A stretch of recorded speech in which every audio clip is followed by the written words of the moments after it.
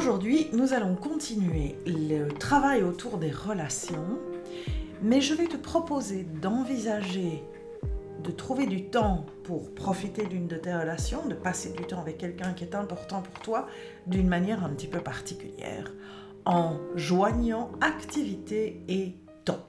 Bonjour, mon nom est Sophie Stevens-Lemaigre de oserpartager.net. Sur cette chaîne, les vidéos que je produis te permettent de pouvoir apprendre à mieux communiquer, à comprendre quand la communication est possible et quand elle ne l'est pas, pour te permettre d'avoir enfin la possibilité de développer des relations dans lesquelles tu te sentes bien plus en équilibre.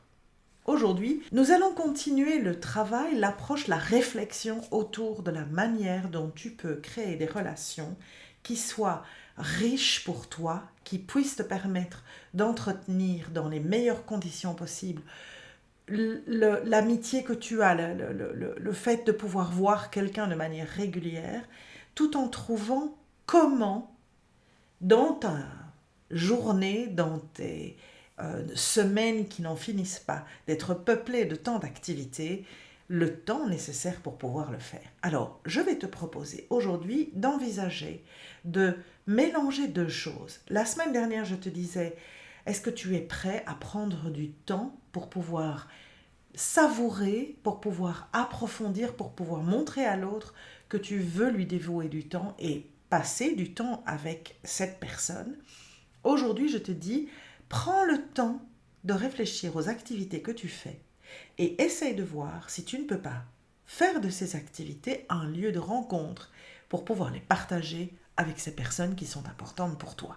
Ici, je voudrais simplement introduire un concept qui n'est peut-être pas quelque chose auquel tu penses, mais donc c'est d'autant plus important de réfléchir à cette approche. Alors, je vais me positionner dans différents angles.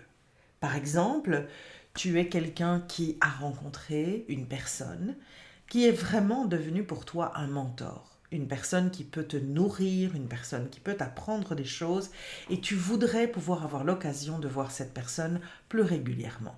Alors, pourquoi ne pas combiner deux choses en même temps pour te permettre de faire cela?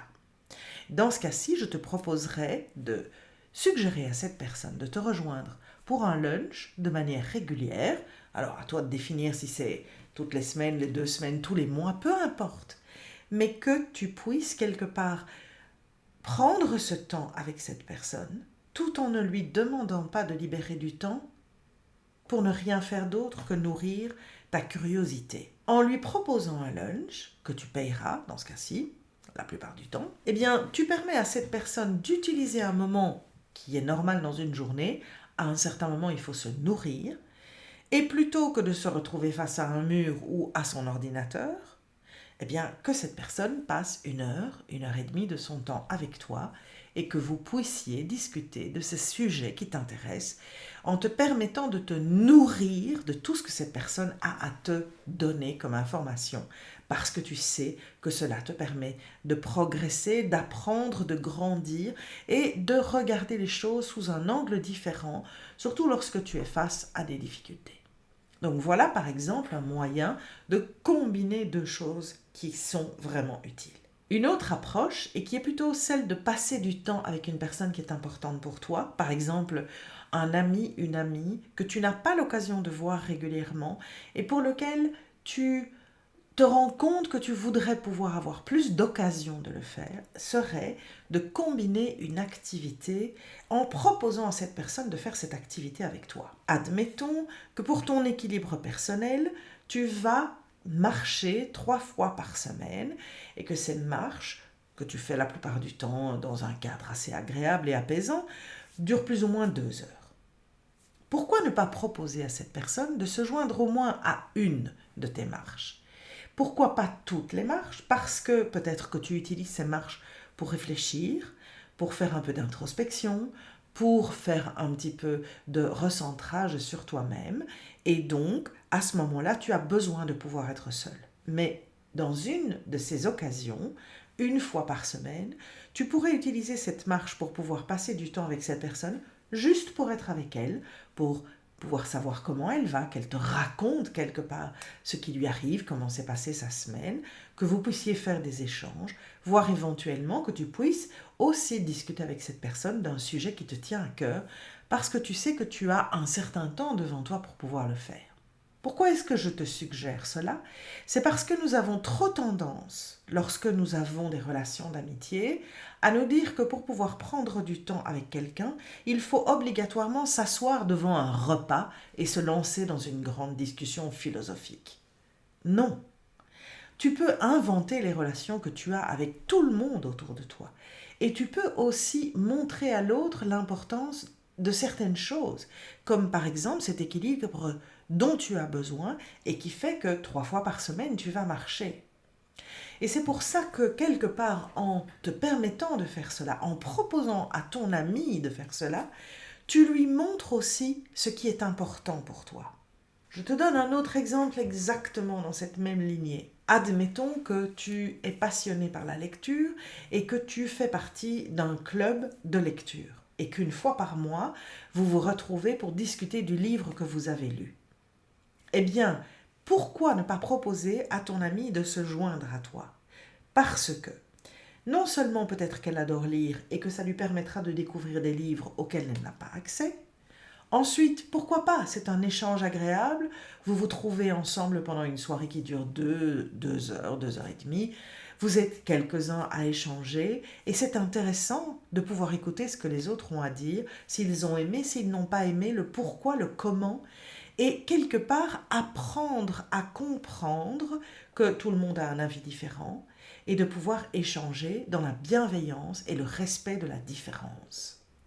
Lorsque tu fais ce genre de choses, tu te donnes la possibilité de pouvoir observer cet ami ou cette amie, de pouvoir écouter ce que cette personne a à dire et peut-être de prendre conscience de certaines valeurs que cette personne porte, de certaines préférences, de certains avis et de certaines positions que cette personne prend. C'est-à-dire que tu apprends à mieux comprendre, mieux connaître cette personne tout en faisant une activité que tu apprécies toi, que tu peux partager avec cette personne, qui vous permet de passer du temps ensemble sans devoir nécessairement être en face à face et avoir une discussion. Ce sont des moyens, quelque part, divers, qui te permettent d'apprendre à connaître quelqu'un dans ce qui est important pour cette personne. Mais c'est aussi ta manière de pouvoir transmettre à l'autre le fait que tu ne te suffis pas à être assis à côté de quelqu'un et à discuter, même si tu le fais volontiers une fois de temps en temps, et que tu apprécies de pouvoir faire des choses, apprendre des choses, progresser, vivre des expériences et les partager avec les personnes qui sont importantes pour toi. Et donc, je voulais aujourd'hui, et c'est vraiment récapitulatif, fin de la vidéo, que tu te rendes compte que cultiver une relation avec quelqu'un ne se limite pas à « Ah, mais c'est mon amie, je veux passer du temps avec elle ». Non. Quelles sont les relations qui t'inspirent? Quelles sont les relations qui te font grandir? Quelles sont les relations qui te donnent l'impression, lorsque tu termines d'avoir passé un moment avec ces personnes, que tu as appris quelque chose, que tu as nourri ta curiosité, que tu te sens enthousiasmé par ce que tu as entendu et ça te donne envie, par exemple, de t'initier à quelque chose? N'importe quoi qui peut stimuler ton intellect, ta bonne humeur, ta positivité, ton envie de continuer, sont autant de moments que tu peux chérir. Si tu les partages avec quelqu'un qui est important pour toi, une personne que tu valorises, soit parce que c'est une personne qui est ton amie, soit parce que c'est une personne que tu respectes pour ses connaissances, pour son intellect, pour ce qu'elle est différente de toi, eh bien, ce sont des moments qui te permettent toujours de partager quelque chose de très important, de quelque chose qui te permet de comprendre, d'apprendre. Et je pense que au lieu de pouvoir simplement se lancer dans une discussion qui n'est parfois pas très intéressante. Personnellement, commencer à discuter de politique ou de religion avec quelqu'un, ce n'est pas quelque chose qui m'intéresse parce que ce sont des opinions personnelles, parce que c'est totalement subjectif. Je préfère apprendre quelqu'un à travers d'autres moyens que ce type de relation et je trouve très intéressant de pouvoir partager des activités avec quelqu'un. Ça peut être n'importe quoi qui te passe par la tête.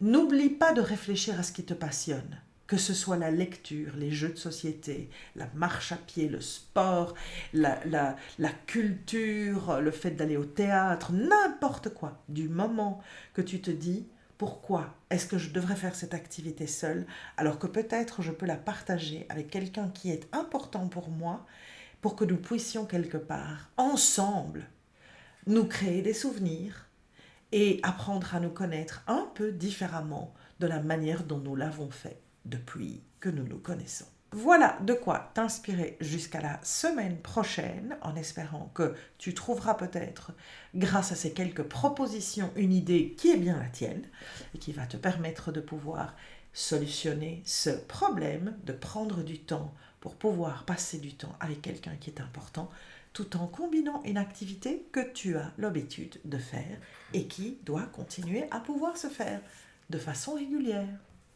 À la semaine prochaine. Salut!